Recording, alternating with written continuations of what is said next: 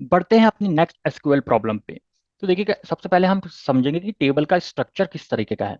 देखिए जो हमें टेबल दे रखा है, इसका नाम है व्यूज, और इसमें चार कॉलम है: article ID, author ID, viewer ID and viewer date. हमारा जो सारे रो रिप्रेजेंट करते हैं कि viewer a viewer looked at an article written by an author on a particular date. ठीक है, किसी व्यूअर ने पढ़ा किसी ऑथर के द्वारा लिखा हुआ आर्टिकल किसी पर्टिकुलर डेट पे। अब यहाँ पे एक चीज नोट करने की बात है, इस पूरे टेबल में हमारे पास कोई भी प्राइमरी की उपलब्ध नहीं है। इसका मतलब ये होता है कि जब प्राइमरी की नहीं होता है, यानी कि कोई यूनिक की नहीं है, तो हमें हमारे जो कुछ रोज हो सकते हैं वो डुप्लीकेट हो सकते हैं।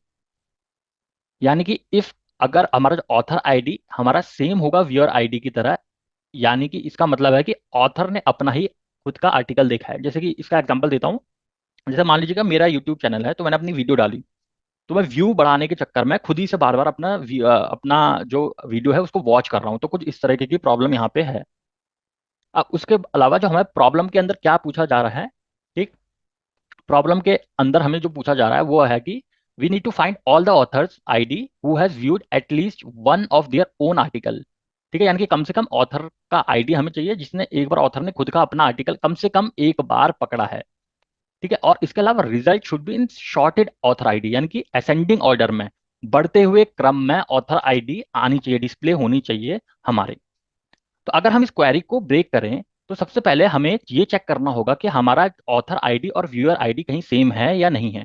तो हमारा पहला टास्क ये होगा। तो इसके हम अपना स्टेप बाय स्टेप टास्क ले लेते हैं। अब देखिए हमें क्या चाहिए, ऑथर आईडी चाहिए। ठीक, अब मैंने आपको पहले बताया था कि हमारे पास, क्योंकि यहाँ पे फ्रॉम, एक बार मैं टेबल का नाम लिख देता हूँ।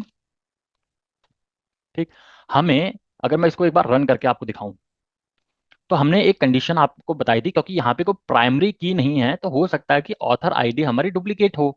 ठीक, देखिए जैसे यहाँ पे ऑथर आईडी क्या आ रही है, डुप्लीकेट आ रही है, डुप्लीकेट आ रही है। ठीक, तो अब हमें डुप्लीकेट नहीं चाहिए, तो जहाँ पे हमें डुप्लीकेट कॉलम रोज नहीं चाहिए होती हैं, तो उसके लिए हम यूज करते हैं एक वर्ड, डिस्टिंक्ट। डिस्टिंक्ट, ठीक, डिस्टिंक्ट यानी कि विभिन्न। ठीक है, अलग अलग। ठीक, अब अगर मैं इसको रन करूं तो हमारे पास ये नहीं आएगा। ठीक, अब हमारी जो ऑथर आईडी आ रही है, केवल तीन ही यूनिक ऑथर आईडी हमारे पास उपलब्ध हो रही हैं। एक ये हो गया हमारा। अब इसमें एक कंडीशन क्या आती है हमारी, कि हमारा ऑथर ने कम से कम एक बार व्यू किया होगा आर्टिकल, यानी कि उस समय ऑथर आईडी और व्यूअर आईडी सेम हो जाएंगी। तो हमें क्या करना है, where author ID is equals to viewer ID. एक दूसरी कंडीशन हमारी सिलेक्ट होगी। तो अगर मैं इसको रन करूं तो अभी हमारा ऑथर आईडी और व्यूअर आईडी सेम होगी। अब देखिए पहले हमारे पास तीन थे, अब हमारे पास चार हमारे पास डिटेल आ रहे हैं।